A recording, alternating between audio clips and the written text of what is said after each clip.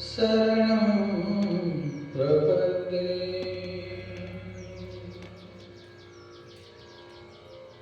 न तातो न माता न बन्धुर्न दाता न पुत्रो न पुत्री न भित्यो न भर्ता न जाया न विद्या न वृत्तिर्ममैव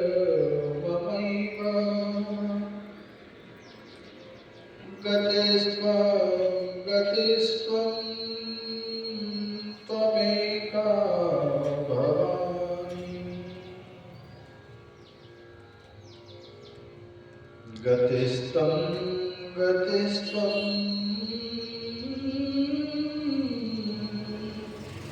त्वमेका भवानि। जय जगजननी भगवती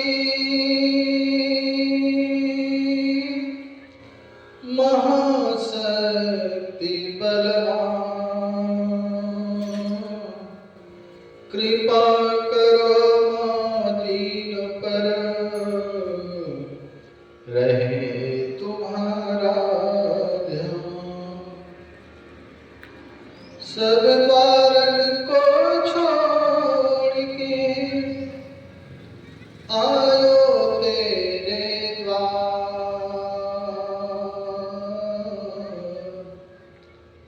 अपने जन की लाज रखो, मां इन्हन जगताधार।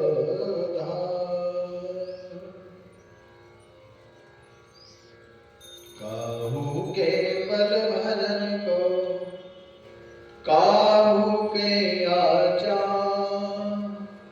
हमें भरोसो मात कोय सोवत पाप बसा। जब तक इस जग में रहूं अम्बे कृपा निधान। मां अम्बे के चरण में रहे हमेशा ध्यान। मां इन्हन के चरण में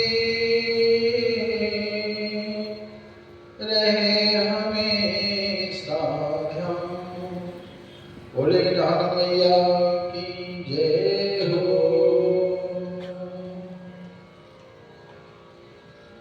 बड़े ही हर्ष का विषय संकल्प 108 श्री शिव शक्ति नारायण महायज्ञ श्रृंखला की 51वें यज्ञ का आज द्वितीय दिवस। कथा में प्रवेश करने से पहले प्रतिदिन की भांति हम सभी भक्तजन अपने मन और वाणी को पवित्र करने के लिए सर्वप्रथम भगवान नाम संकीर्तन, उसके पश्चात कथा में प्रवेश करने का प्रयास।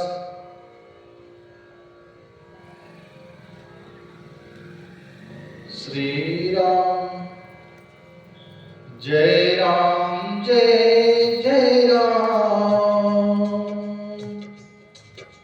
सीताराम जय सीताराम। श्री राम जय राम। सीताराम जय सीताराम। श्री राम जय सीताराम।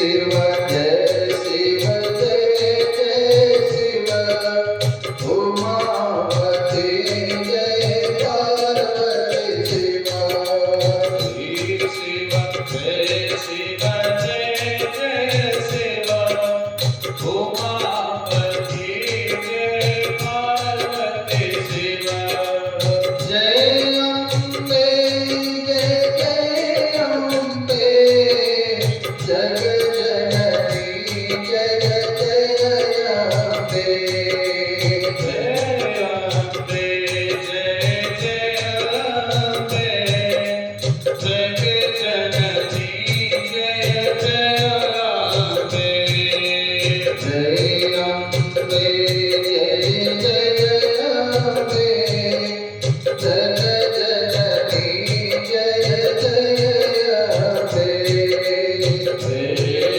अम्बे जय जय अम्बे जग जननी जय जय अम्बे जय हनुमान जय जय हनुमान कृपा करो हे कृपा निधान जय हनुमान जय जय हनुमान कृपा करो हे कृपा निधान जय हनुमान जय हनुमान कृपा करो हे कृपा निधान जय हनुमान जय हनुमान कृपा करो हे कृपा निधान जय हनुमान जय हनुमान कृपा करो हे कृपा निधान जय हनुमान जय हनुमान कृपा करो हे कृपा निधान श्री राम जय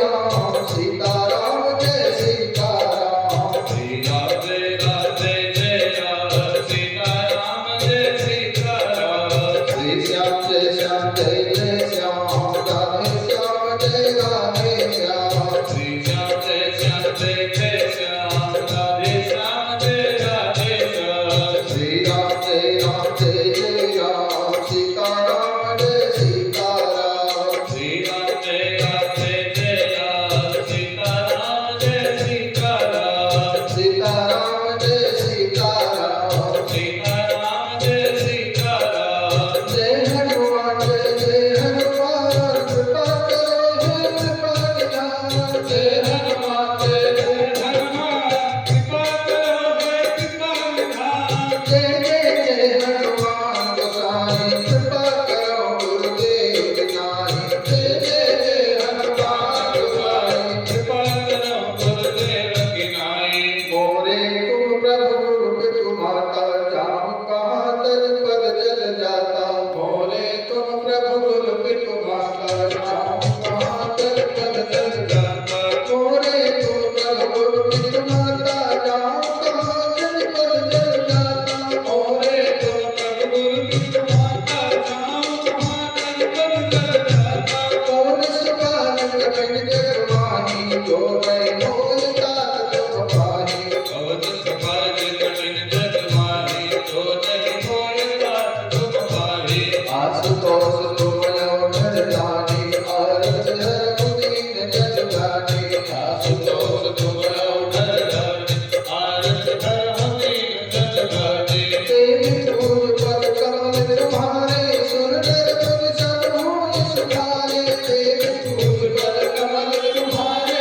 सुनना तुम सब हो सुखाए जय जय हनुमान गोसाई कृपा करो गुरुदेव की नाई जय जय जय हनुमान गोसाई कृपा करो गुरुदेव की नाई श्री राम जय राम सिया राम जय जय सिया राम श्री राम जय राम सीता राम जय सीता राम श्री राम जय सीता राम जय सीताराम श्री राम जय सीता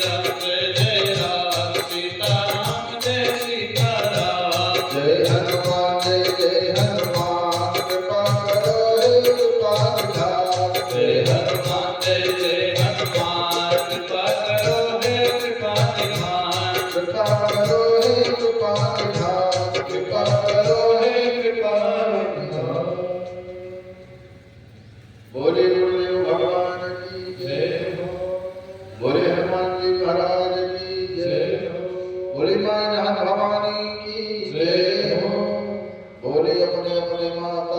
पिता की जय हो। बोले श्री शिव शक्ति नारायण महायज्ञ की जय हो। जय जय श्री सीताराम। जय जय मां इन्हर भवानी। आइए हम सभी भक्तजन श्रीमद्देवी भागवत महापुराण की कथा में प्रवेश करने का प्रयास करते हैं मां इन्हर भवानी की कृपा से। कल की कथा में श्रीमद्देवी भागवत महापुराण के महात्म्य की कथा में हम सब संलग्न थे, महात्म्य की कथा श्रवण किए। आज की कथा में प्रथम स्कंद की कथा प्रारंभ होती है। महर्षि सौनक और सूत जी का आख्यान आता है। सौनक आदि ऋषि सूत जी से कहते हैं, हे सूत जी, सूत सूत महाभाग धन्यो से पुरुषर सभा यदधीता स्वया सम्यक पुराण संहिता शुभा। सौनक जी कहते हैं कि हे पुरुषों में श्रेष्ठ तथा भाग्यवान सूत जी, आप तो धन्य हैं, क्योंकि संसार में दुर्लभ पुराण संहिताओं का आपने भली भांति अध्ययन किया है। गुरु भक्त एवं सत्व गुण संपन्न होने के कारण आप श्री कृष्ण द्वैपायन द्वारा कही गई कल्याणमयी श्रीमद् देवी भागवत पुराण को हम सभी द्विजगण आदर पूर्वक सुनने की इच्छा रखते हैं आपके द्वारा। हे प्रभु, उस अमृत को धिक्कार है जिसके पीने से कभी मुक्ति नहीं होती है, परंतु इस पुराण के कथा रसपान से मनुष्य शीघ्र ही भवबंधन से मुक्त हो जाता है। अतः हे सूत जी, हजारों प्रकार के यज्ञ करने पर भी हमेशा के लिए शांति नहीं मिलती, क्योंकि यज्ञों का फल तो केवल स्वर्ग है। पुण्य क्षीण होने पर पुनः स्वर्ग से मृत्युलोक में आना पड़ता है। हे प्रभु, त्रिगुणात्मक कालचक्र के भ्रमण करते हुए प्राणी की ज्ञान के बिना मुक्ति संभव नहीं है। अतः सब प्रकार के रसों से परिपूर्ण तथा पूर्णप्रद श्रीमद्देवी भागवत पुराण की कथा कृपा करके आप हमें श्रवण कराइए, जो पवित्र और भक्तजनों को मुक्त प्रदान करने वाली है। सूत उवाच योग निद्रा मिलिताक्षं विष्णुं दृष्ट्वा मुने स्थितः अजस्तुष्टामयां देवी तामहं शरणं गतः। योग निद्रा में लीन भगवान विष्णु को देख करके उनके नाभ कमल पर विराजमान ब्रह्मा ने जिन देवी की स्तुति की थी, मैं उन्हीं पराशक्ति मां भगवती की शरण में हूं। सूत जी कहते हैं कि हे मुनिजनों, उन्हीं निर्गुण तथा सगुण रूप वाली मुक्तिदायिनी योग माया का ध्यान करके मैं अब यहाँ संपूर्ण देवी भागवत पुराण का वाचन कर रहा हूँ। यह देवी भागवत पुराण अत्यंत पवित्र एवं उत्तम है। इसमें कल्याणकारी 12 स्कंद हैं, 318 अध्याय हैं तथा 18,000 श्लोक हैं। इसके प्रथम स्कंद में 20 अध्याय, द्वितीय स्कंद में 12 अध्याय और तृतीय स्कंद में 30, चतुर्थ में 25 अध्याय हैं और में 35 अध्याय हैं।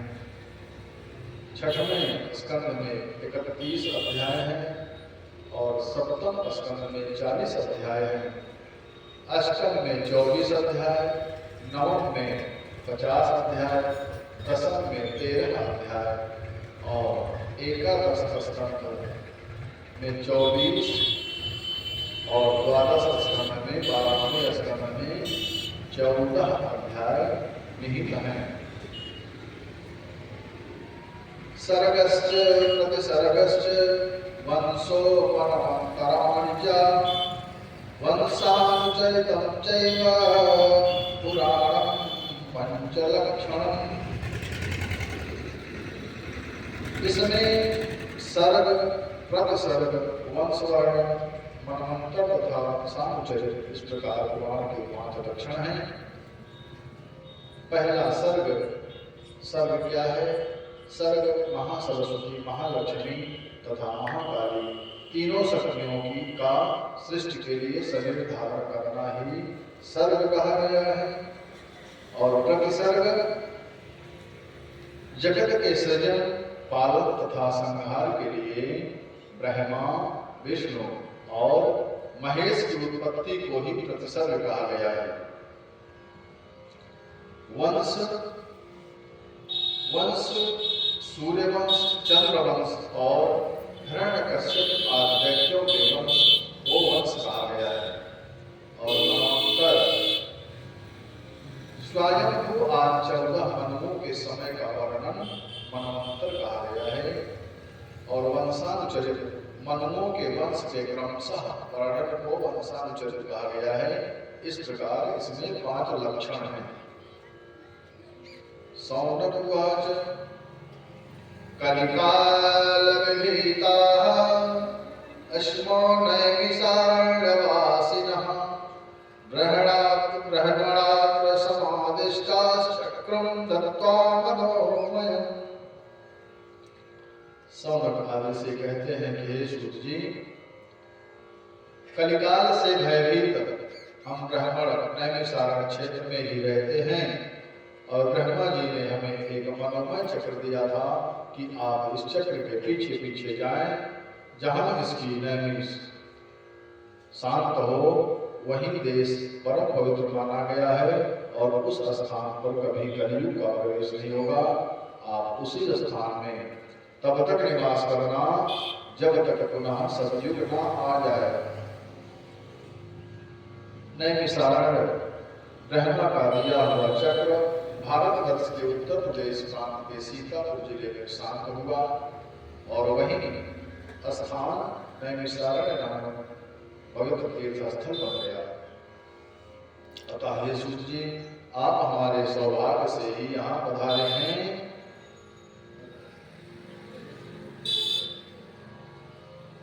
अब आप हम लोगों को परम पवित्र कल्याणकारी पुराण श्रीमद्देवी भागवत पुराण का वर्णन श्रवण कराइए और उसके मनोहर चरित्रों को श्रवण कराने की हम सबकी विशेष इच्छा है।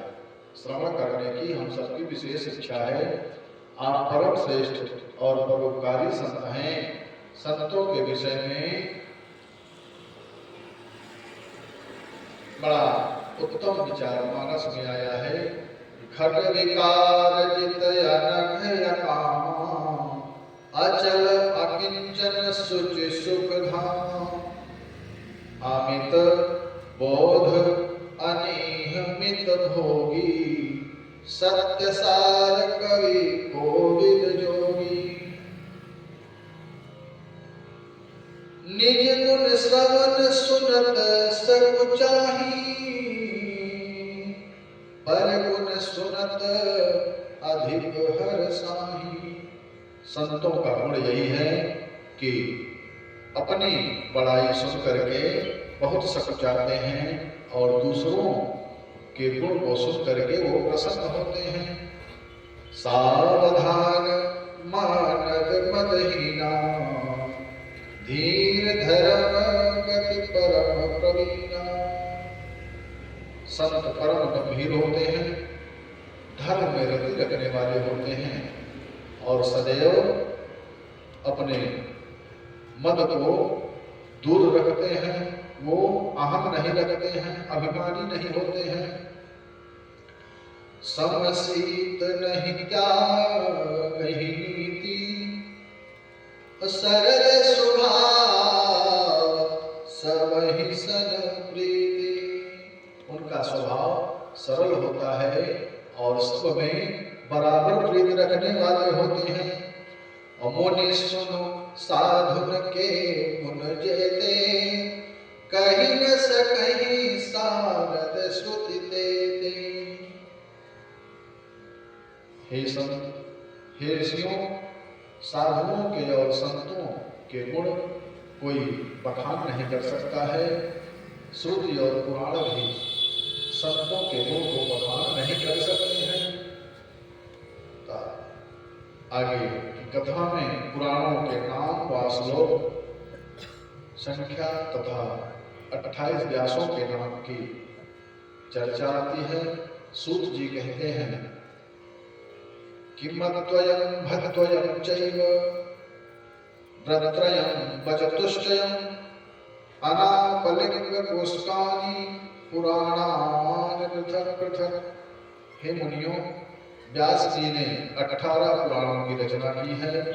उनमें से 2 पुराण माँ अक्षर वाले, जिनका पहला अक्षर माँ पड़ता है, वो मत्स्य पुराण और मार्कंडेय पुराण है, और 2 उनका पहला अक्षर भा से पड़ता है, भविष्य पुराण और भागवत पुराण है, और तीसरा बा अक्षर पहले पड़ता है, ब्रह्म पुराण, ब्रह्मांड पुराण और ब्रह्मवैवर्त पुराण। चौथा पहले वा नाम वाले जो हैं वामन पुराण, विष्णु पुराण, वायु पुराण और वाराह पुराण। आ अक्षर से अग्नि पुराण, ना अक्षर से नारद पुराण, पा अक्षर से पद्म पुराण, लिंग अक्षर से लिंग पुराण, का अक्षर से कर्ण पुराण और उ अक्षर से पूर्व पुराण और अस्क अक्षर वाला स्कंद पुराण।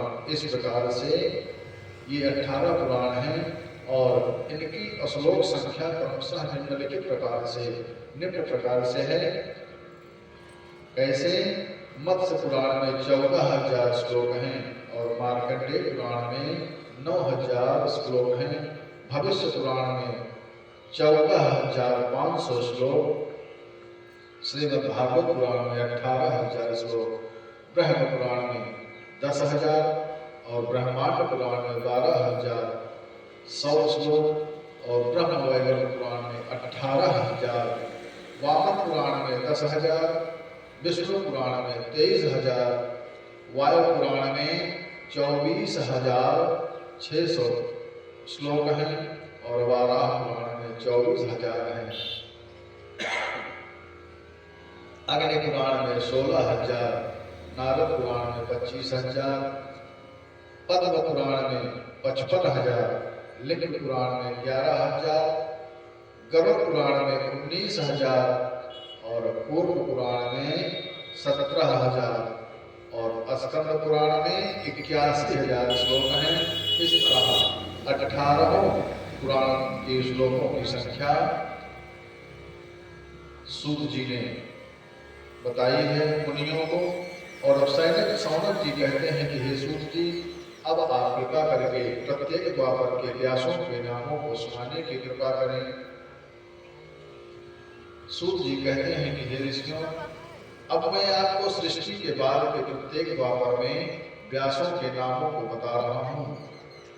पहले द्वापर में स्वयं ब्रह्मा जी, दूसरे द्वापर में प्रजापति, तीसरे द्वापर में शुक्राचार्य। ये अलग अलग व्यासों के नाम हैं। चौथे द्वापर में बृहस्पति, 5वें में सूर्य, 8वें द्वापर में यमराज, 7वें द्वापर में इंद्र, 8वें द्वापर में वशिष्ठ, 9वें में सारस्वत, 10वें में पितामह जी, 11वें में त्रिविश जी, 12वें में भरद्वाज जी, 13वें में अंतरिक्ष, 14वें में धर्मराज, 15वें में त्रयावली, 16वें में धनंजय, 17वें में मेधातिथि, 18वें में व्रति मुनि, 19वें में अत्रि मुनि, 20वें में गौतम जी, 21वें में हरियात्मा, 22वें में बाजस्रवावेन, 23वें में आयुष्यायण सोम, 24वें में तृणबिंदु, 25वें में भार्गव जी, 26वें में शक्ति और 27वें द्वापर में जातकर्ण और 28वें द्वापर में श्री कृष्ण द्वैपायन जी व्यास हुए हैं।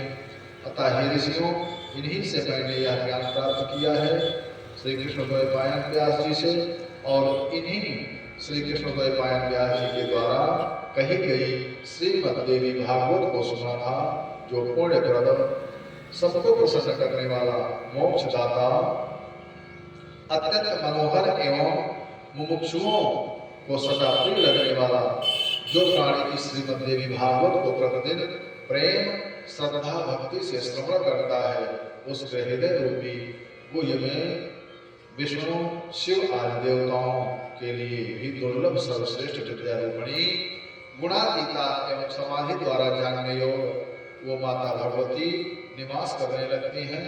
अतः प्राणी को मानव तन पा करके इस पुराण का श्रवण करके अपने जीवन को मंगलमय बना लेना चाहिए। बोले श्रीमद् देवी भागवत महापुराण की जय हो।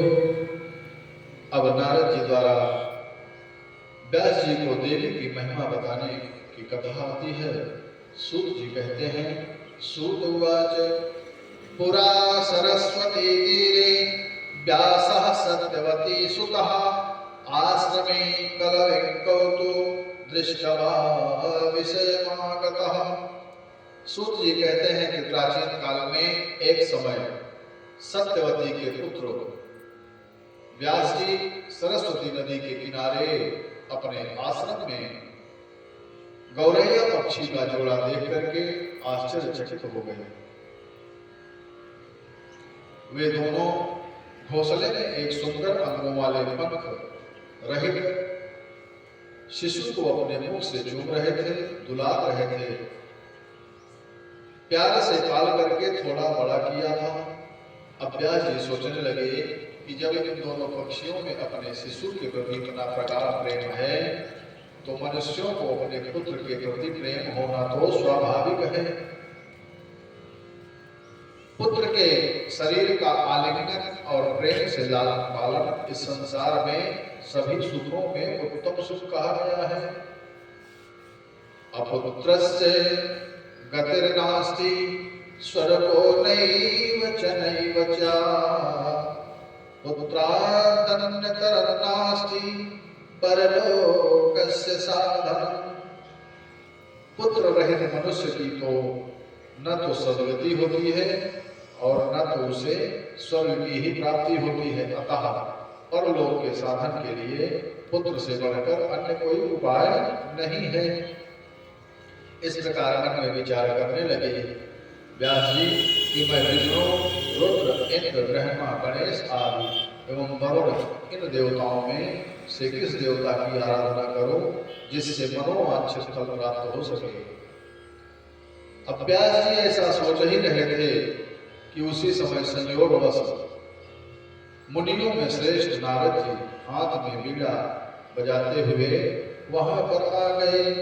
श्रीमन्नारायण नारायण नारायण श्रीमन्नारायण नारायण नारायण भजमन नारायण नारायण नारायण श्रीमन्नारायण नारायण नारायण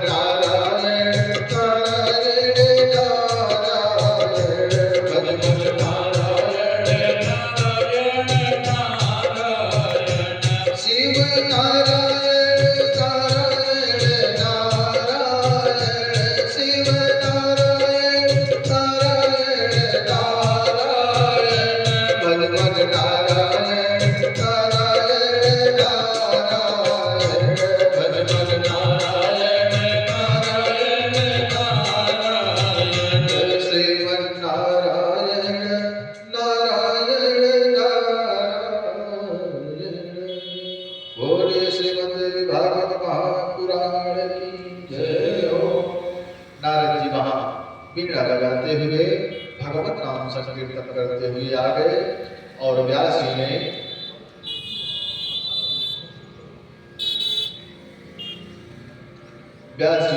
उनको अर्घ्यपात्र दे करके आसन पर बिठाया और उनको चिंताग्रस्त देख करके नारद जी ने उनको उनके चिंता का कारण पूछा।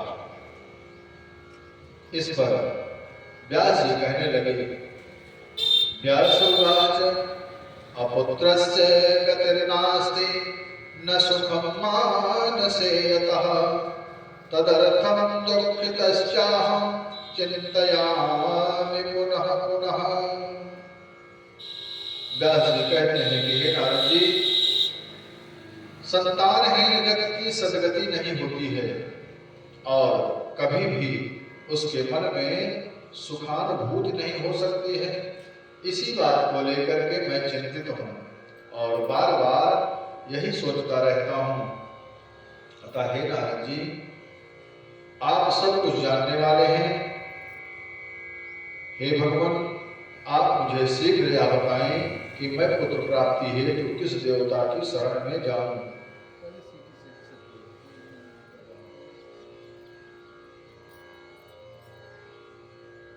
नारद जी कहते हैं कि हे व्यास जी,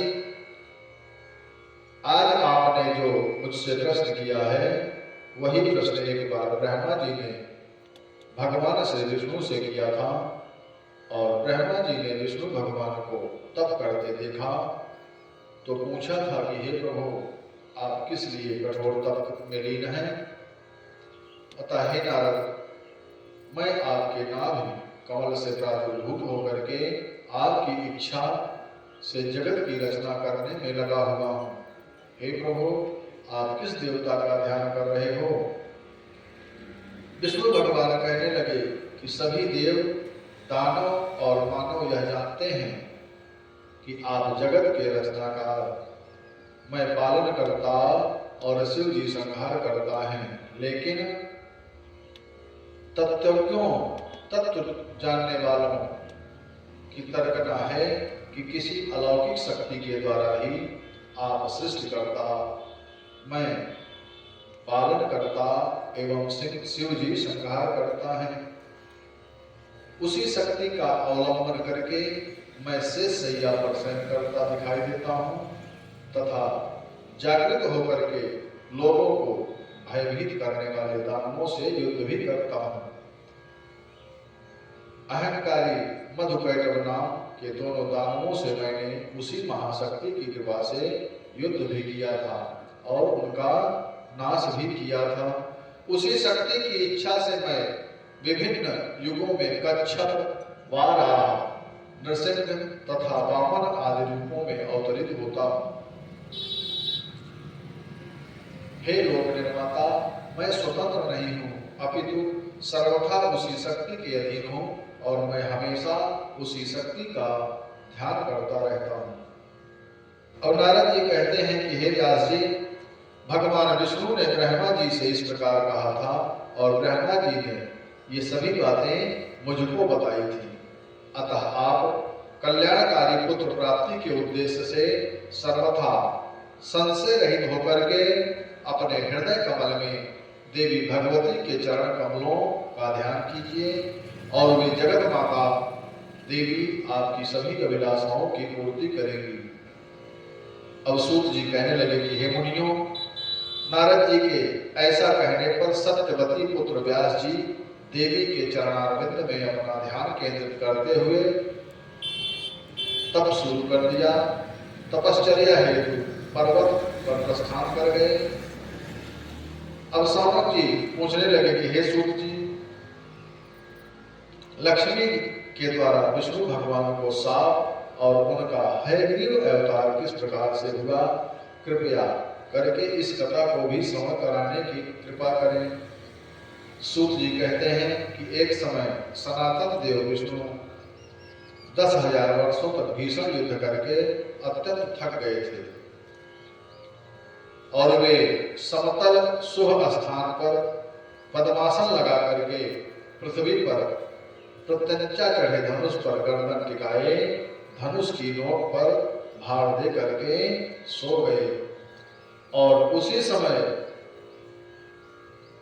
ब्रह्मा जी, शिव जी और इंद्र आदि देवता देव कार्य की सिद्धि हेतु युद्ध करने के निमित्त श्री विष्णु जी के पास गए और वहां उनको योग निद्रा के वशीभूत देखा। सभी सोचने लगे कि इनको किस प्रकार से जगाया जाए। सोच समझ करके ब्रह्मा जी ने दीपक का निर्माण किया और उसे यह प्रलोभन दिया कि यज्ञ करते समय जो सामग्री इधर उधर गिरेगी वह तुम्हारा हिस्सा होगा, वह भाग तुम्हारा होगा। इसके बाद दीपक ने धरातल पर स्थित धनुष के अग्रभाग को शीघ्र ही खा लिया, जिससे धनुष की डोरी मुक्त हो गई और जिससे भीषण ध्वनि उत्पन्न हो गई। सभी देवता उस ध्वनि को सुन करके हतप्रभ हो गए कि इतनी भयंकर ध्वनि कहां से आ रही है। तभी उन्होंने देखा कि देवाधिदेव भगवान विष्णु का सिर कट करके कहीं चला गया है और भगवान के सिर विहीन धड़ को देख करके सभी चिंता सागर में डूब गए। देवता गण सोचने लगे कि हे प्रभु, यह सब हमारे कारण ही हुआ है। इस समय हम क्या करें, कहाँ जाएं? हमारे लिए अब कहीं शरण नहीं है। ब्रह्मा जी कहने लगे कि हे देवताओं, काल द्वारा जो शुभाशुभ कर्मों का फल नियत है उसे अवश्य ही भोगना पड़ता है। जैसे काल से प्रभावित होकर के पूर्व काल में शिव जी ने मेरा एक मस्तक काट दिया था, उसी प्रकार साप के कारण शिव जी का लिंग भी कट करके गिर गया था। उसी तरह किसी अज्ञात कारण से इन विष्णु का सिर कट करके लवण सागर में चला गया है। अब दैव से ही इंद्र को भी सहस्त्र भग की प्राप्ति हुई थी और स्वर्ग से च्युत होकर के मानसरोवर में कमल में रहे थे। अतः शोक का त्याग करके उस महामाया जगत को धारण करने वाली जगदम्बा देवी का ही ध्यान कीजिए और वे ही जगत माता समस्त कार्यों को सिद्ध करने वाली हैं।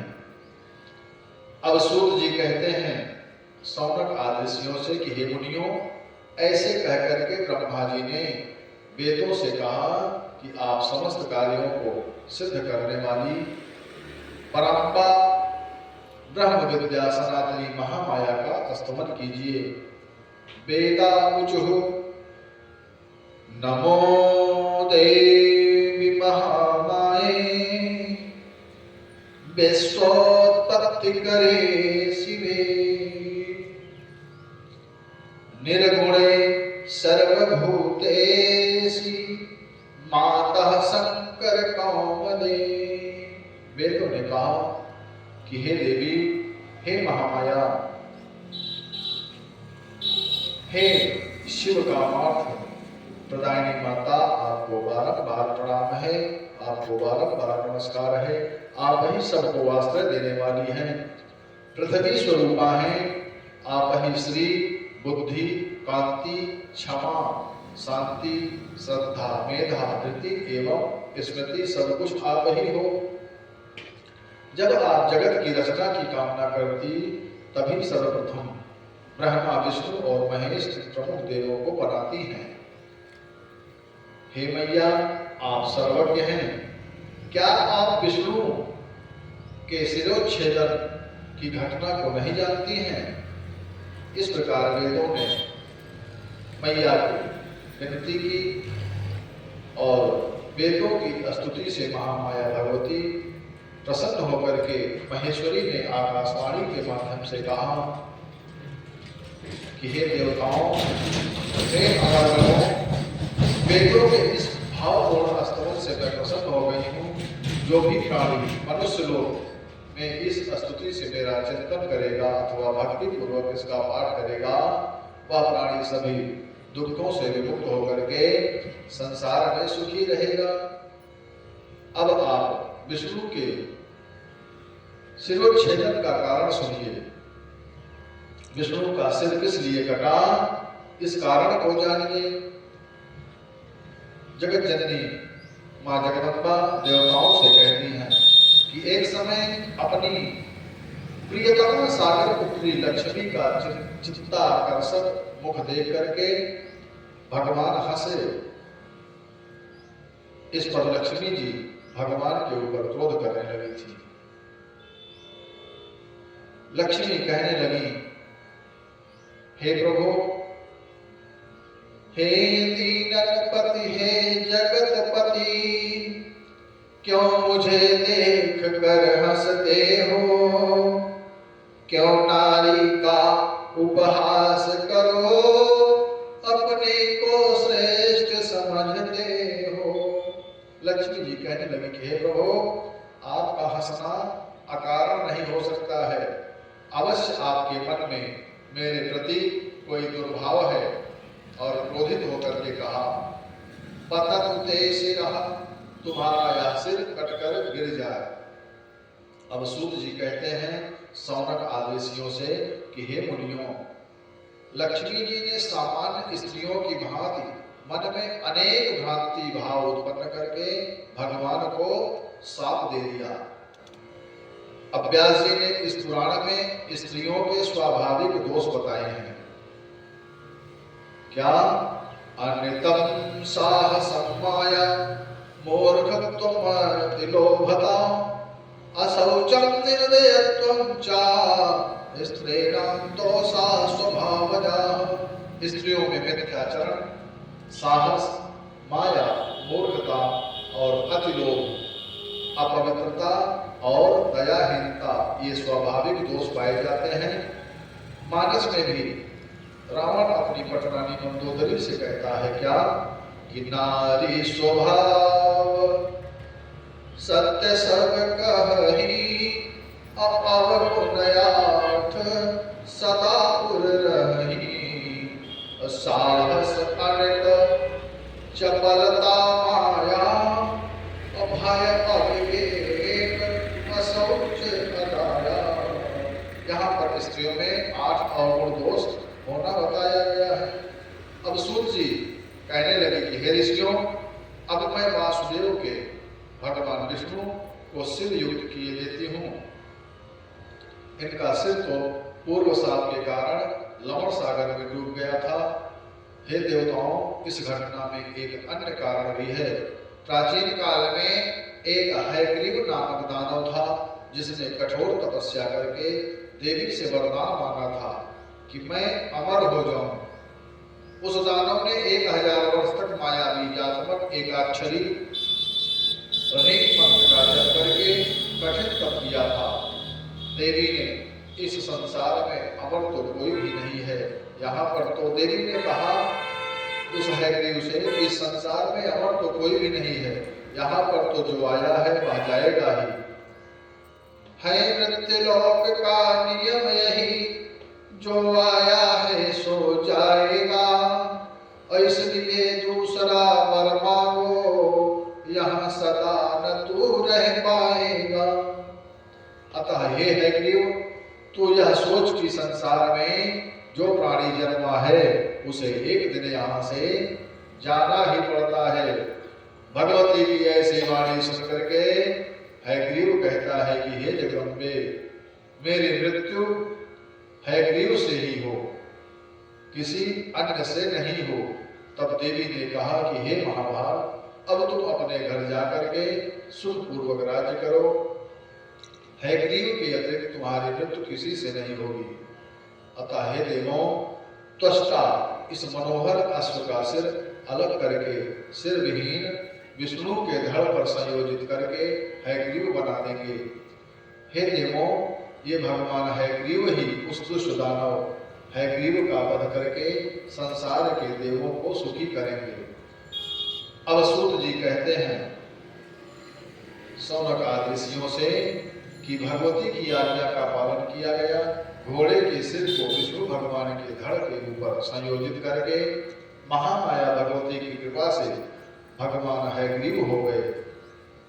समय के बीतने पर भगवान हयग्रीव ने मद में चूर देव शत्रु दानव हयग्रीव का भयंकर संग्राम के बाद में वध कर दिया।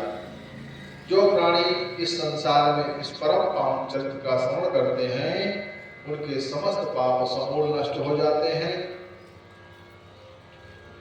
आगे की कथा में मधुकैटभ की उत्पत्ति कैसे होती है, ऋषिगण सौनक आदि ऋषिगण सूत जी से कहते हैं कि हे प्रभु, महावीर संपन्न किसी से भी परास्त न होने वाले मधुकैटभ दानव उस एकावन के जल में किस प्रकार से प्रादुर्भूत हुए और भगवान के द्वारा उनका वध क्यों किया गया था। आप यह परम आख्यान को सुनाने की कृपा करें। अब सूत जी कहते हैं कि हे ऋषियों, पूर्व काल में प्रलयावस्था में जब तीनों लोग महाजलराज में विलीन हो गए और देवाधिदेव भगवान विष्णु शयन कर रहे थे, भगवान विष्णु के कानों की मैल से मधुकैटभ नाम के दो दानव उत्पन्न हुए और वे महाबली दैत्य उस महासागर में बढ़ने लगे। दोनों सोचने लगे कि यह अति विस्तार वाला जल किस आधार पर स्थित है, किसने इसका सृजन किया है और इस जल में मैं कैसे पैदा हूं और किसने हम दोनों को पैदा किया है, कौन हमारे माता पिता हैं, इस बात का भी हमको पता नहीं है। कैटभ मधु से कहने लगा कि हे भाई, हम दोनों का इस अचल जल में स्थित रहने का कारण कोई महाबली शक्ति ही मालूम होती है। दोनों इस प्रकार वार्ता कर ही रहे थे आपस में कि उसी समय आकाश में मनोहारी बाम भी स्वरूप ऐंक वाणी सुनाई दी। उसी को ऐंक शब्द को मंत्र मान करके दोनों ने आहार का परित्याग करके 1000 वर्ष तक ऐंक शब्द को ही जपते रहे, तपस्या करते रहे। उनकी तपस्या से प्रसन्न होकर के आकाशवाणी हुई कि हे दैत्यों, तुम अपना मनोवांछित वरदान मांग लो। अब सूत जी कहते हैं ऋषियों से कि आकाशवाणी सुन करके उन दैत्यों ने कहा कि आप हमें हमारी इच्छा अनुसार ही वरदान देना चाहती हैं, तो हे देवी, हमारी मृत्यु हमारी इच्छा अनुसार ही हो। आकाशवाणी ने कहा कि तुम दोनों अपनी इच्छा से ही मृत्यु को प्राप्त करोगे। दानव और देवता कोई भी तुमको पराजित नहीं कर सकेंगे। दोनों भाई वरदान पा करके मद में उन्मत्त होकर के महासागर में जलचर जीवों के साथ क्रीड़ा करने लगे, खेल खेलने लगे।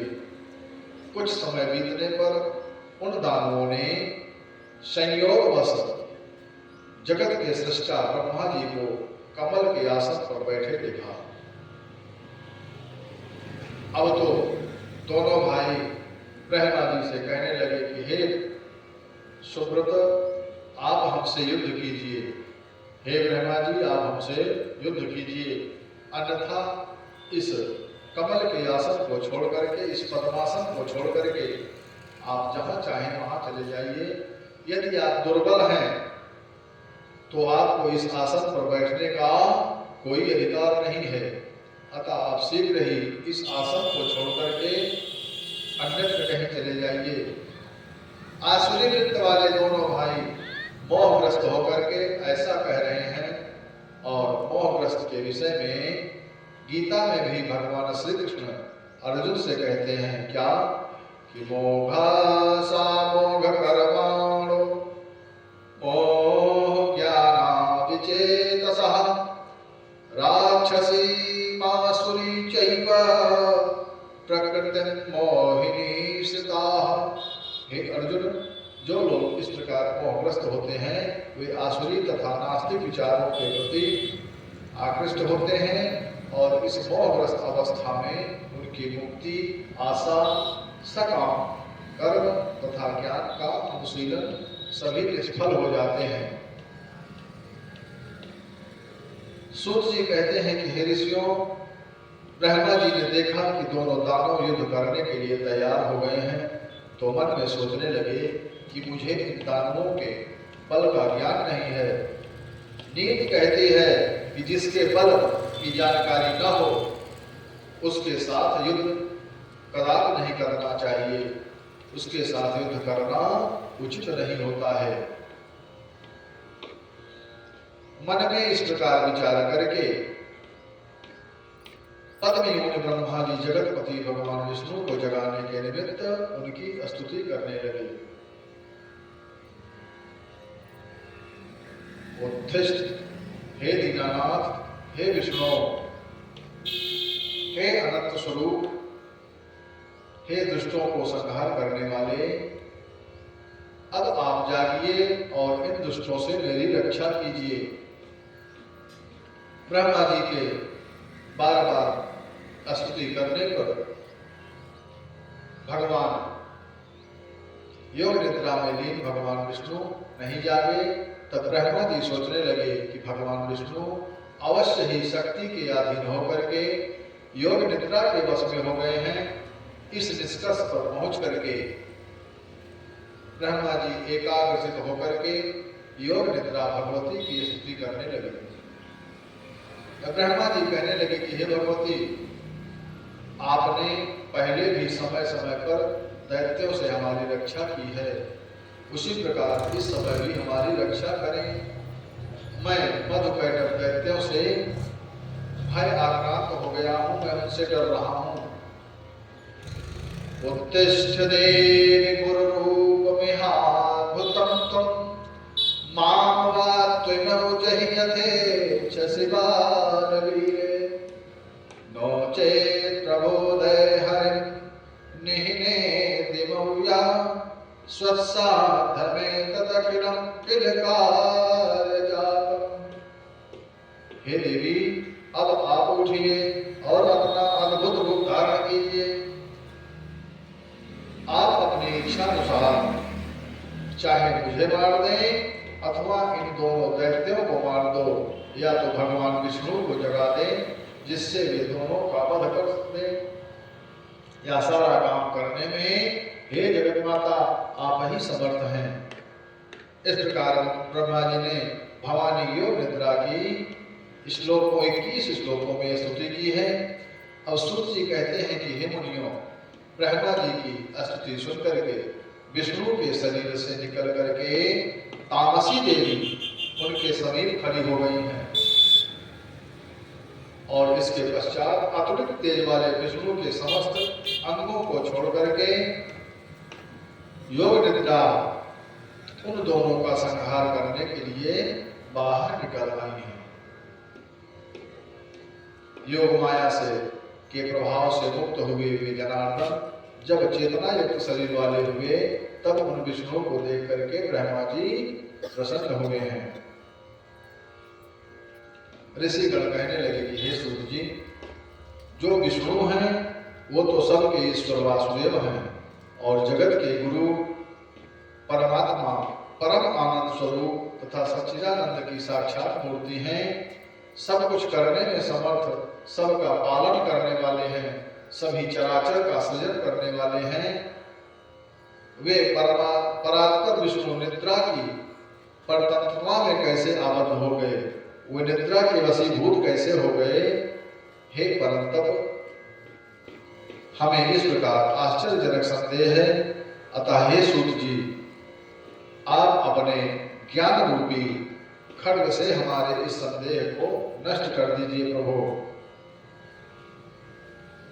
अब सूत जी कहने लगे कि हे ऋषियों, देवताओं में भगवान विष्णु ही सर्वव्यापी एवं सभी भूतों के रक्षक कहे गए हैं।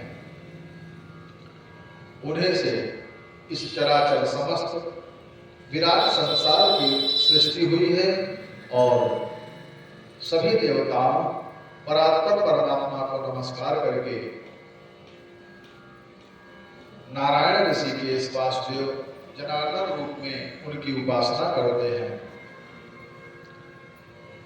प्रायः सभी पुराण तथा विद्वान ऐसा कहते हैं कि ब्रह्मा में सृष्टि करने की शक्ति और विष्णु में पालन करने की शक्ति और शिव जी में संहार करने की शक्ति, सूर्य में प्रकाश करने की शक्ति, शेष और कच्छप में पृथ्वी को धारण करने की शक्ति स्वभावतः ही रहती है।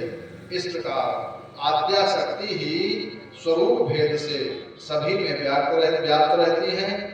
कुंडलिनी शक्ति के बिना शिव भी शव बन जाते हैं। अतः हे मुनियों, ब्रह्मा से लेकर के तृण पर्यंत सभी इस संसार में शक्ति के बिना सर्वथा हेय है, क्योंकि अस्थावर जगत में वही शक्ति काम करती है।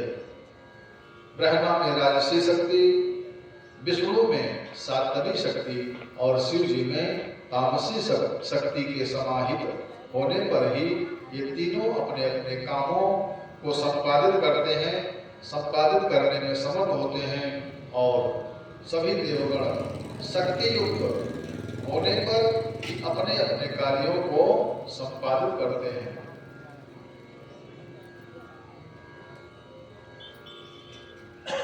अतः हे मुनियों, ब्रह्मा, विष्णु और महेश ये तीनों देवता उस पराशक्ति को प्रसन्न करने के हितार्थ अनेक प्रकार के यज्ञ सदा करते रहते हैं और उसी पराशक्ति ब्रह्म नाम वाली परमात्मा देवी को नित्य एवं सनातन मान करके सर्वथा मन से उन्हीं का ध्यान करते रहते हैं। शास्त्रों में भी यही निश्चय है कि विद्वानों द्वारा आदिशक्ति ही सदा सेवनीय है। इसलिए विद्वानों को दृढ़ प्रतिज्ञ होकर के सर्वदा सदैव शक्ति की उपासना करनी चाहिए। शक्तिहीन मनुष्य संसार में कुछ भी नहीं कर सकता है। इसलिए जगत माता सर्वव्यापिनी आदि शक्ति जगत जननी भगवती की ही शरण में जाना चाहिए, माँ भगवती की ही शरण में रहना चाहिए। आइए हम आप भी माँ जगत जननी की शरण में चलते हैं, भोले बाबा की शरण में चलते हैं और उनसे प्रार्थना करते हैं। क्या?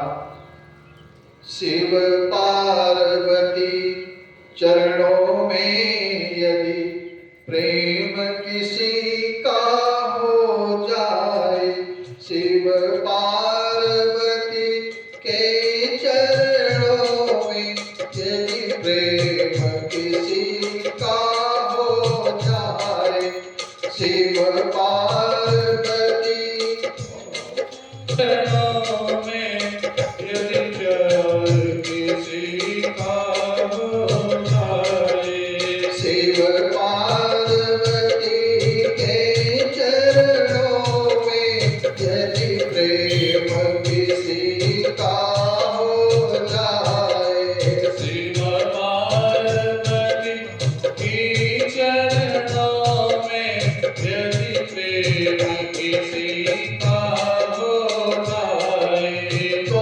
चारों की तो बात है क्या, तो चारों की तो बात है क्या, संसार उसी का हो जाए, शिव पार्वती के चरणों में यदि प्रेम किसी का हो जाए, शिव पार्वती के चरणों में यदि प्रेम किसी का हो जाए, प्रहलाद तो छोटा बालक था, प्रहलाद तो छोटा बालक था, पर प्रेम किया परमेश्वर से, प्रहलाद तो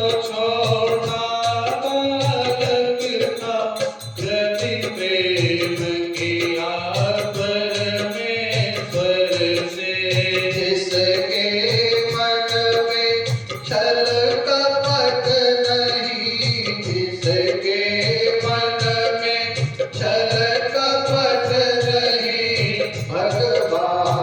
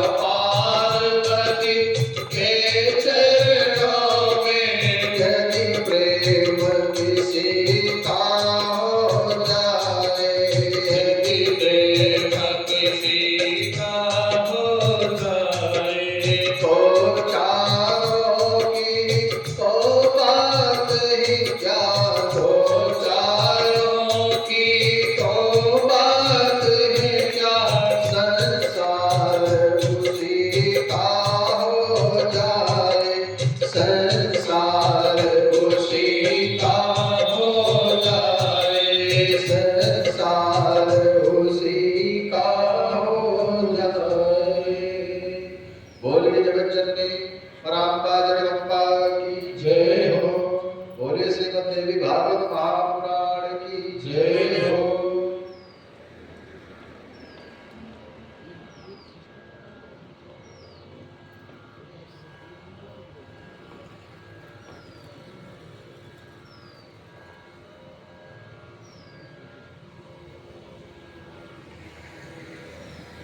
आगे अब सूत जी कहते हैं कि जब भगवान विष्णु के शरीर से निद्रा देवी निकली और उनके शरीर के अंगों से श्रेष्ठ तामसी शक्ति आकाश में स्थित हो गई, तब भगवान विष्णु भी बार बार जमाई लेते हुए उठ करके खड़े हो गए और कांपते हुए ब्रह्मा को देख करके उनसे भयभीत होने का कारण पूछने लगे।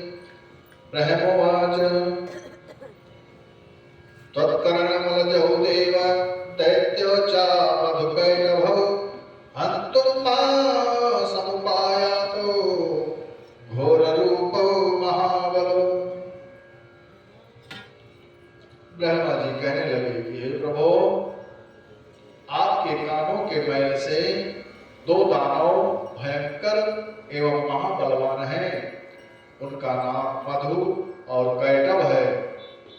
उन्हीं के भय से मैं आपके पास आया हूँ। आप मुझ किंग कर्तव्य गुण की रक्षा करिए प्रभु। ब्रह्मा जी की स्तुति सुनकर के विष्णु भगवान कहने लगे कि हे ब्रह्मा जी, अब आप निर्भय हो जाइए। उन दोनों की मृत्यु निकट है, इसलिए वे यहाँ युद्ध करने आएंगे और मैं उन दोनों दैत्यों का वध कर दूंगा। उन दोनों की मृत्यु निकट है, अब आप परेशान मत होइए। सूत जी कहने लगे कि हे मुनियों, विष्णु भगवान की और ब्रह्मा जी की बातें हो ही रही थी कि तभी मधु और कैटभ ब्रह्मा जी को खोजते खोजते वहीं पर आ गए और कहने लगे कि तुम वहां से भाग करके यहाँ पर इसके पास क्यों खड़े हो? इसके देखते हम तुमको मार देंगे और पीछे से सैया पर सोने वाले इस पुरुष को भी मार देंगे। हम तुम दोनों की हत्या कर देंगे। अब सूत जी कहते हैं कि दैत्यों के ऐसे वचन सुन करके भगवान विष्णु ने कहा कि अरे दानवेंद्रों, तुम दोनों मेरे साथ में युद्ध करो। मैं तुम्हारा घमंड अभी चूर चूर कर डालता हूं। मधुकैटभ मुझसे युद्ध करो, मैं तुमको हसर दिखा दूंगा। और मैं घमंड तुमको है, घमंड तुमको निज बल का मैं चूर चूर कर डालूंगा। भगवान विष्णु के द्वारा ऐसा कहने पर मधु नाम का दैत्य युद्ध करने लगा। जब वह थक गया तो कैटभ भगवान से बाह्य युद्ध करने लगा। इस तरह दोनों राक्षस बारी बारी से युद्ध भगवान नारायण से करने लगे। और जब दोनों दैत्यों से युद्ध करते करते भगवान के 5000 वर्ष बीत गए, तब वे उनकी मृत्यु का उपाय सोचने लगे कि इनसे युद्ध करते हुए तो मैं थक गया हूं, लेकिन ये मरने की बात तो दूर, ये थके भी नहीं हैं। भगवान विष्णु को चिंता तो देख करके दोनों दैत्य कहने लगे कि हे विष्णु, यदि तुम थक करके हिम्मत हार गए हो तो हाथ जोड़ करके कह दो कि मैं तुम्हारा सेवक हूं, अथवा तुम हमसे पुनः युद्ध करो। आज हम तुमको मार करके इस 4 मुख वाले ब्रह्मा को भी मार डालेंगे। अब भगवान विष्णु कहते हैं क्या? हरिर्वाच शांते भीते त्यक्त शस्त्रे पतिते बालके तथा प्रहरन्ति न वीरास्ते धर्म एष सनातनः। अब विष्णु जी कहते हैं कि हे दैत्यों, सनातन धर्म कहता है कि थके हुए, डरे हुए और शस्त्र त्यागे हुए, गिरे हुए एवं बालक पर वीर लोग प्रहार नहीं करते हैं। मैंने तुम्हारे साथ 5000 वर्ष से युद्ध किया है और मैं अकेला हूं और तुम 2 हो। जब तक एक मुझसे युद्ध करता है तब तक दूसरा विश्राम कर लेता है। अब मुझे विश्राम कर लेने दो, इसके पश्चात मैं तुमसे पुनः युद्ध करूंगा। भगवान का वचन सुन करके दैत्यों ने कुछ दूर जाकर के विश्राम करने लगे। दोनों दैत्य दूर जाकर के विश्राम करने लगे और भगवान विष्णु मन में सोचने लगे कि ये दोनों दानव देवी से वरदान प्राप्त करके ही थकते नहीं हैं, अतः मैं इनको तभी मार सकूंगा जब देवी की कृपा प्राप्त हो जाए। वे जगत माता ही सभी मनोकामनाओं की पूर्ति करने वाली हैं। जग जननी देवी जग माता, मैं शरण उन्हीं की जाऊंगा, उनके प्रसन्न होने पर ही मैं इनका वध कर पाऊंगा। ऐसा विचार करते हुए भगवान विष्णु ने आकाश में स्थित भगवती शिवा को देखा और उनको देख करके भगवान विष्णु मधुकैटभ के विनाश हेतु भगवती शिवा की स्तुति करने लगे। विष्णुवाच नमो देवी महामाये, सृष्टि संहार कारिणे, अनादि निधने चंडे, भोक्ते मोक्ति प्रदे शिवे। भगवान विष्णु कहने लगे कि हे देवी, हे सृष्टि की संहार कारिणी, हे चंडी, आपको बारंबार प्रणाम है। हे अम्बे, ब्रह्मा जी के बार बार जगाने पर भी मैं आपके प्रभाव से ही अचेत था। जब आपने अपना प्रभाव हम पर से हटाया तब मैं निद्रा से जागा हूं और ब्रह्मा का कथन सुन करके उन दानवों से अनेक प्रकार से युद्ध किया। बाद में मुझे ज्ञात हुआ कि आपके वरदान के कारण ही वे दोनों राक्षस अजेय बने हुए हैं। अतः हे माता, आप ही मेरी सहायता करो। मैं युद्ध करते करते थक गया हूं, बहुत खिन्न हो गया हूं। आपकी शरण में आया हूं भगवती, आप ही मेरी रक्षा करो।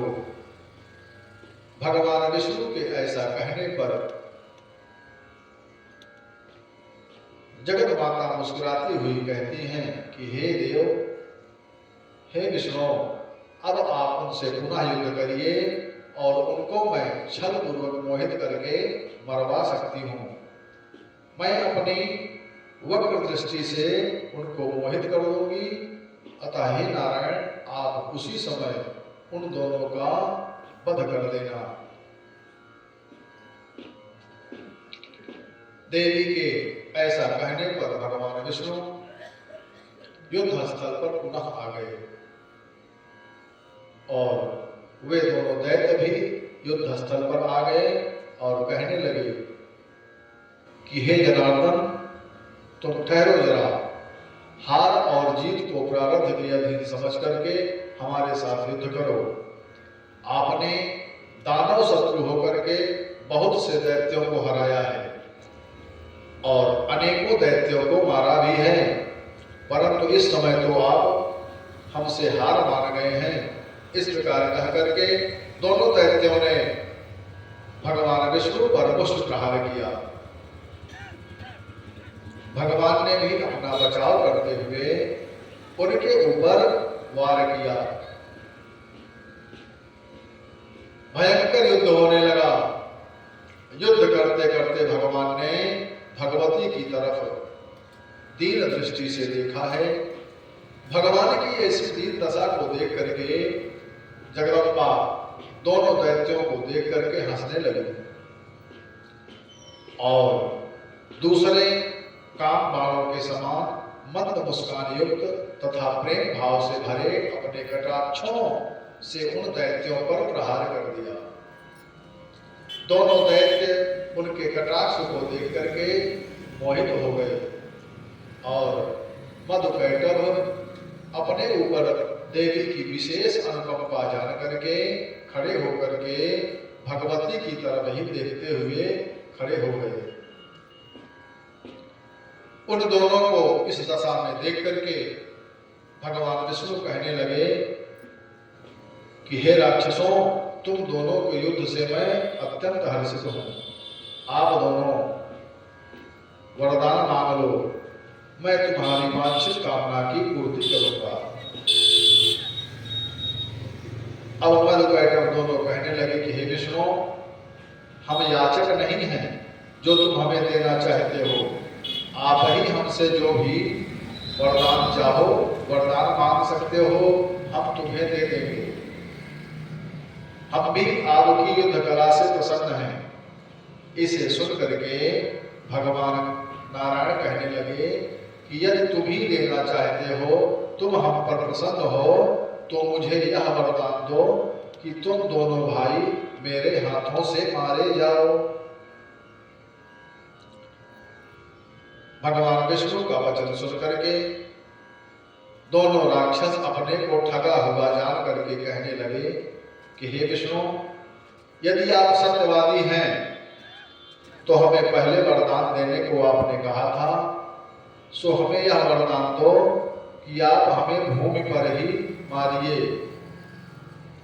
तब भगवान ने जल के ऊपर अपनी दोनों जांघों को सुविस्तृत करके उनके ऊपर स्थल दिखा दिया और दोनों दैत्यों ने अपने मस्तक उस स्थल पर रख दिए और भगवान ने चक्र से दोनों के सिरों को काट दिया। उन दोनों राक्षसों की मेद चर्बी से समुद्र पट गया। तभी से पृथ्वी का एक नाम मेदिनी भी पड़ गया। सभी भक्तों को भगवती दुर्गा की ही उपासना करनी चाहिए।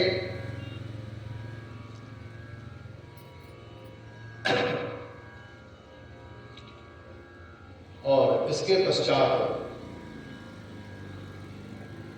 भगवान नारायण ने उन दोनों राक्षसों का अंत किया। मां भगवती की कृपा से बोलिए मां जगत जननी जगदम्बा की जय हो। बोलिए श्रीमद् देवी भागवत महापुराण की जय हो। इसके पश्चात अब आगे की कथा में देवी भागवत की परंपरा की कथा आती है। सूत जी कहने लगे कि एक समय श्री विष्णु महालक्ष्मी से कहने लगे कि कुछ समय पूर्व मैंने अस्पष्ट अक्षरों वाला आधा श्लोक सुना और वह परम कल्याणमय तथा रहस्यमय वाक्य किसने कहा था? हे देवी, यह मुझे शीघ्र बताओ। हे सुमुखी, इस विषय में मुझे बहुत शंका हो रही है। जिस प्रकार निर्धन धन की चिंता करता रहता है, उसी प्रकार मैं भी बार बार उसका स्मरण कर रहा हूं। विष्णु भगवान का यह वचन सुन करके महालक्ष्मी जी कहती हैं, क्या? महालक्ष्मी उवाच त्वं जानीहि महाभाग तया तत्प्रकटे कृतं पुण्यं भागवतं विद्धि वेदसारं सुभावम्। महालक्ष्मी कहने लगी कि हे महाभाग, आप यह जान लें कि वह अर्थ श्लोक उसी पराशक्ति ने कहा था। आप उसे सब वेदों का तत्व रूप कल्याणकारी और पुण्यप्रद श्रीमद् देवी भागवत समझिए। मैं भगवती की परम कृपा मांगती हूँ, जिससे ऐसा गुप्त एवं परम रहस्यमय मंत्र आपके कल्याण के लिए कहा है। इससे बढ़कर के त्रिभुवन में कुछ भी ज्ञातव्य नहीं है। आप निश्चित ही देवी के परम प्रिय हैं, इसलिए उन्होंने यह मंत्र आपको बताया है। महालक्ष्मी के वचन को सुनकर के विष्णु जी ने वह मंत्र अपने हृदय में धारण कर लिया और कालांतर में मधुपैटभ को मार करके उसी मंत्र का जप कर रहे थे। तब ब्रह्मा जी ने उनसे पूछा कि हे देवेश, हे जगदीश्वर, आप किसका जप कर रहे हैं? आपसे बढ़ करके दूसरा कौन है जिसका आप इतने प्रसन्न मन से ध्यान और जप कर रहे हैं? अब विष्णु भगवान कहते हैं कि हे ब्रह्मा जी, आप में और मुझ में जो कार्य कारण स्वरूपा शक्ति विद्यमान है वह ही भगवती शिवा है, वे ही जगत जननी है। बगैर शक्ति के हम आप कुछ भी नहीं कर सकते हैं। यह समस्त जड़ चेतन संसार जिनके द्वारा रचा गया है वे ही सनातनी परमा विद्या है और संसार के बंधन एवं मुक्ति की कारण स्वरूपा है, और वे ही सभी ईश्वरों की स्वामिनी हैं। उन्होंने जो आधा श्लोक सार रूप कहा है वही वास्तविक श्रीमद् देवी भागवत है और द्वापर के आदि में उसका विस्तार होगा। जगदम्बा शिवा जगत माता जो सबका पालन करती है, रचना पालन संहार करे, देवी पर शासन करती है। अब व्यास जी कहते हैं कि इसे सुन करके विष्णु जी के नाभि कमल पर विराजमान ब्रह्मा जी ने उस भागवत का संग्रह किया और देवी भागवत को श्री नारद जी से कहा, और पूर्व काल में ही वही पुराण देवर्षि नारद जी ने मुझे दिया और फिर मैंने उसे 12 स्कंदों में विस्तृत करके पूर्ण किया है। व्यास जी सुखदेव से कहने लगे कि हे महाभाग, वेद तुल्य 5 लक्षणों से युक्त 18,000 श्लोकों को हृदयंगम कर लो और यह पुराण अज्ञान नाशक, सुखप्रद, शांतिदायक, कल्याणकारी तथा पुत्र पौत्र की वृद्धि करने वाला है। तुम्हारे साथ में लोमहर्षण से उत्पन्न मेरे शिष्य धर्मात्मा सूत जी भी तुम्हारे साथ इस सुख पुराण संहिता का अध्ययन करेंगे। अब सूत जी कहने लगे कि हे ऋषियों, व्यास जी ने मुझसे और अपने पुत्र से इस प्रकार कहा था, तब मैंने इस विस्तृत पुराण संहिता को पढ़ा। व्यास जी ने एक दिन देखा कि सुखदेव उदासीन, व्याकुल और चिंतित अवस्था में रहते हैं, न तो ठीक से भोजन करते हैं, न कुछ वो उनका मन ही ठीक से है। तब उन्होंने कहा कि हे पुत्र, तुम निर्धन व्यक्ति की भांति चिंतातुर क्यों रहते हो? मन की ग्लानि को छोड़ो और शास्त्रोक्त ज्ञान का चिंतन करो और आत्मचिंतन में अपने मन को लगाओ। यदि तुमको मेरे उपदेश से शांति नहीं मिलती है तो मिथिलापुरी में राजा जनक के पास चले जाओ और राजा जनक तुम्हारे मोह का नाश कर देंगे। वे राजर्षि विदेहराज जनक ब्रह्म ज्ञान का चिंतन करने वाले, यथार्थ वक्ता और शांत चित्त तथा सदा योग प्रिय भी हैं।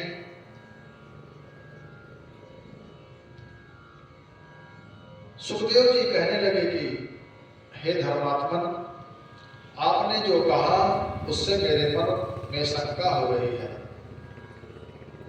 जीवन मुक्त तथा विदेह होते हुए भी राजा जनक हर्ष के साथ राज्य कैसे करते हैं और वे राज्य करते हुए विदेह कैसे हैं, इसमें मुझे संदेह है।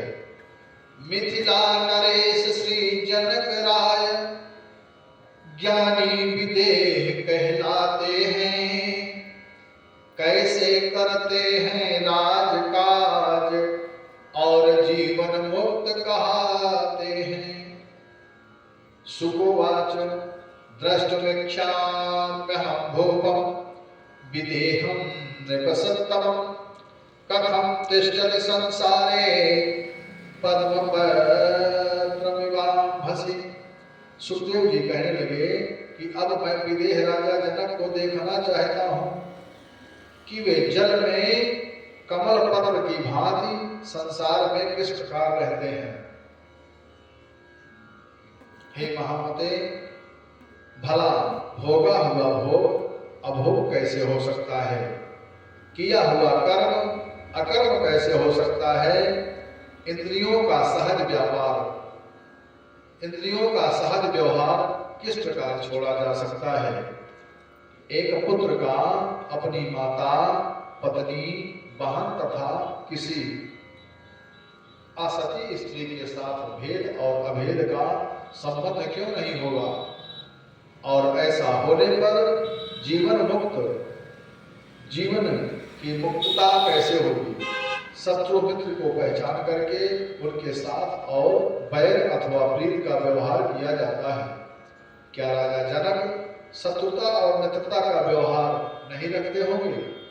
उनके राज्य में चोर और साधु क्या एक समान रहते होंगे? ऐसे जीवन मुक्त राजा मेरे द्वारा पहले कभी नहीं देखा गया है कि घर में रह करके भी राजा जनक मुक्त कैसे होते हैं।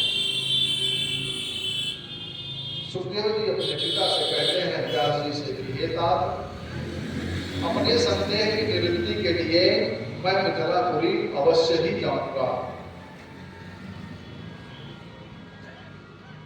इसी भाव का उल्लेख गीता में भी मिलता है कि जितात्मनः प्रशान्तस्य परमात्मा समाहितः शीतोष्ण दुःख दुःखेषु तथा मानय मानयो।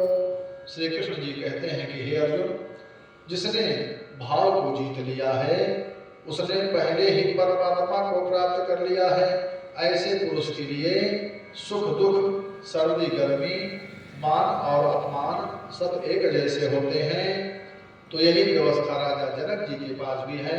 और सुखदेव जी व्यास जी से कहते हैं कि हे पिताजी, आपने जो कहा मेरे मन में शंका बढ़ती जा रही है, इसलिए मैं जनक जी से मिलने मिथिलापुरी अवश्य जाऊंगा। आज की कथा यही विश्राम होती है।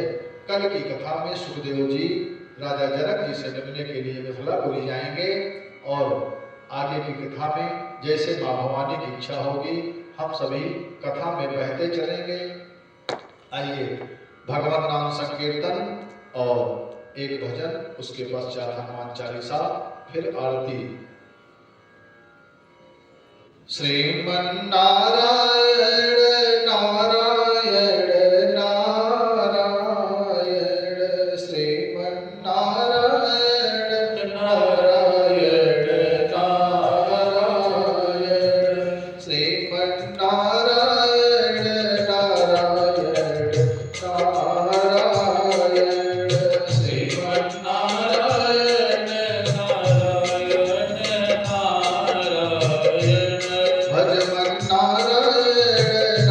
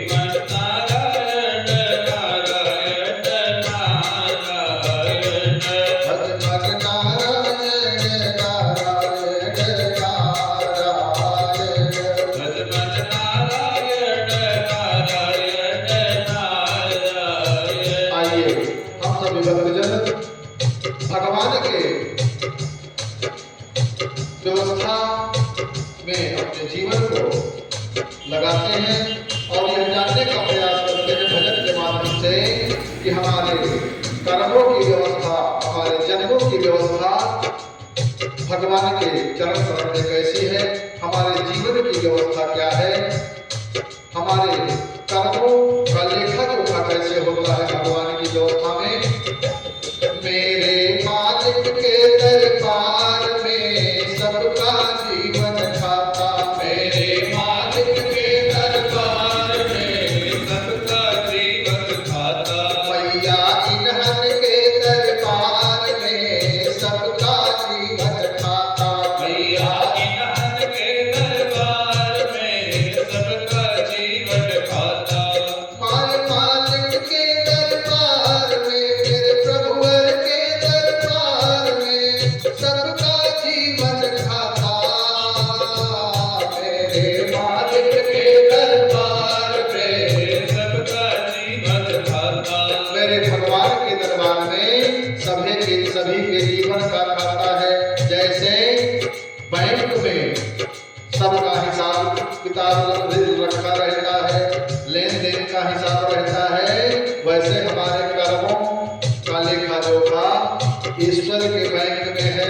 हम क्या कर रहे हैं, कैसे कर रहे हैं, सब उनकी लेखा जोखा में, सभी उनके खाते में सब कुछ लिखा हुआ है। कैसे? मेरे मालिक के दरबार में सबका जीवन खाता, मेरे मालिक के दरबार में सबका जीवन खाता। जो कोई जैसी करनी करता वैसा ही फल पाता, जो कोई जैसी करनी करता वैसा ही फल पाता है। मेरे मालिक के दरबार में सब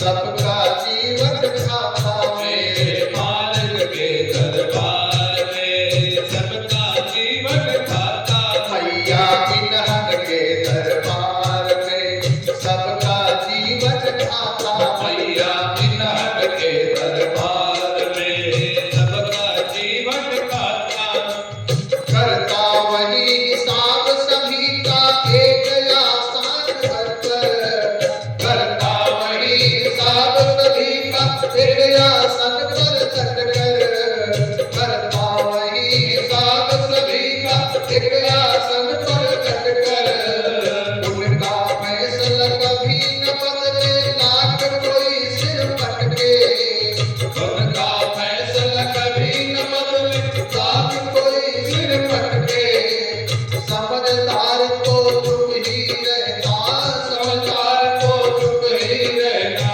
मूर्ख शोर मचाता मेरे मालिक के दरबार में सबका जीवन खाता मेरे मालिक के दरबार में सबका जीवन खाता मेरे मालिक के दरबार में सबका जीवन खाता मैया इन्हन के दरबार में सबका जीवन खाता मैया इन्हन के दरबार में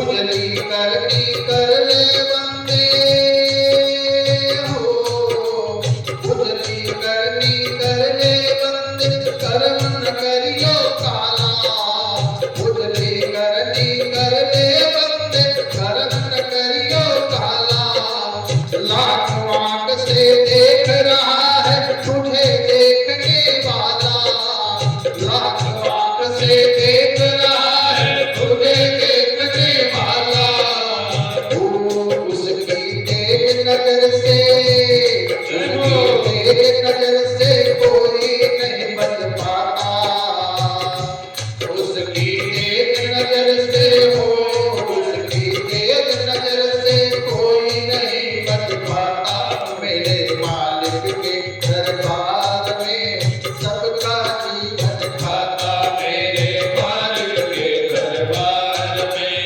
सबका जीवन खाता मैया इन्हन के दरबार में सबका जीवन खाता मैया इन्हन के दरबार में सबका जीवन खाता मेरे मालिक के दरबार में सबका जीवन खाता मेरी मैया के दरबार में सबका जीवन खाता मेरी मैया के दरबार में सबका जीवन खाता मेरे गुरुवर के दरबार में सबका जीवन खाता मेरे गुरुवर के दरबार में सबका जीवन खाता मेरे मालिक के दरबार में सबका जीवन खाता मैया इन्हन के दरबार में सबका जीवन खाता बोले माँ नान भवानी की जय हो बोले कुल देवता की जय हो बोले श्री शिव शक्ति नारायण महायज्ञ की जय हो बोले अपने अपने माता पिता की जय हो आइए हम सभी भक्तजन मिल करके श्री हनुमान चालीसा का पाठ करते हैं उसके पश्चात आरती फिर प्रसाद जहाँ तक आवाज पहुंच रही है सभी भक्तों से निवेदन आप सभी भक्तजन जो जहाँ पर हैं वहीं से श्री हनुमान चालीसा का पाठ करें और अपने जीवन को धन्य बनावें। जय जय जय हनुमान गोसाई कृपा करहु गुरुदेव की नाई। जय जय जय हनुमान गोसाई कृपा करहु गुरुदेव की नाई। श्री गुरु चरण सरोज रज निर्मल फूल सुधार बरनउँ रघुबर बिमल जसु दायक फलचारि।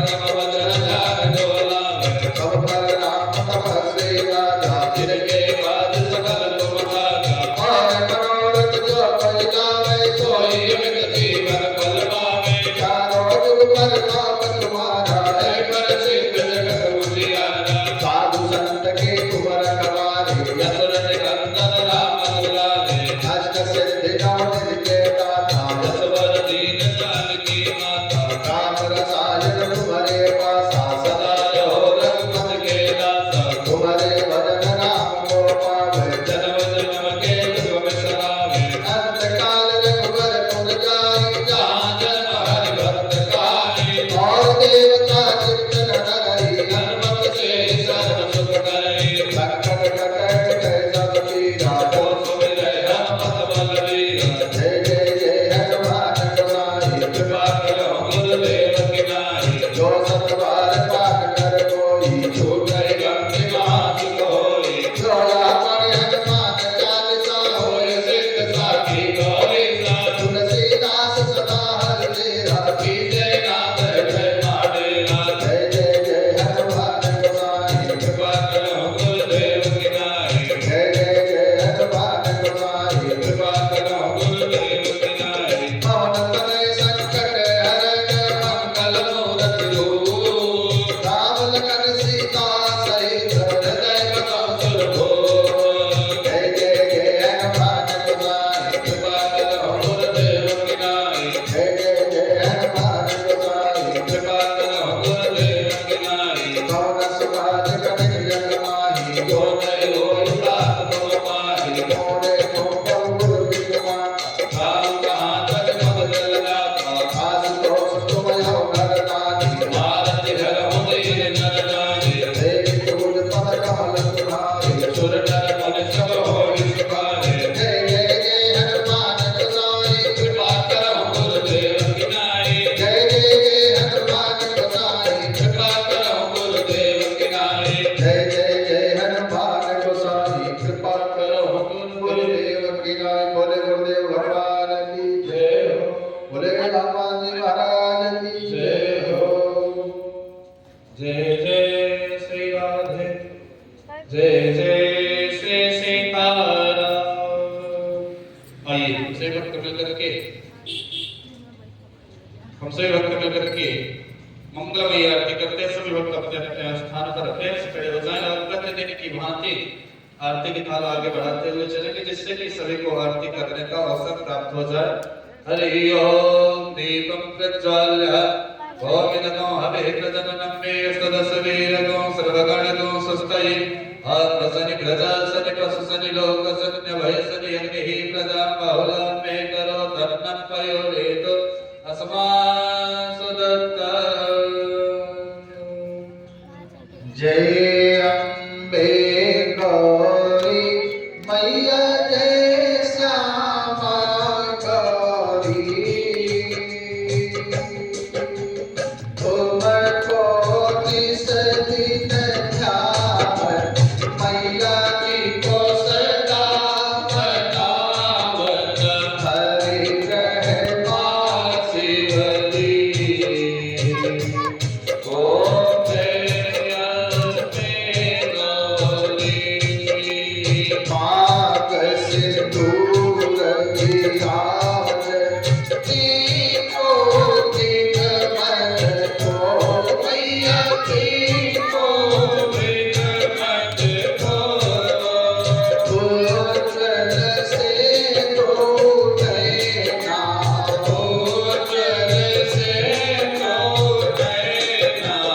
चंद्र बदन जी को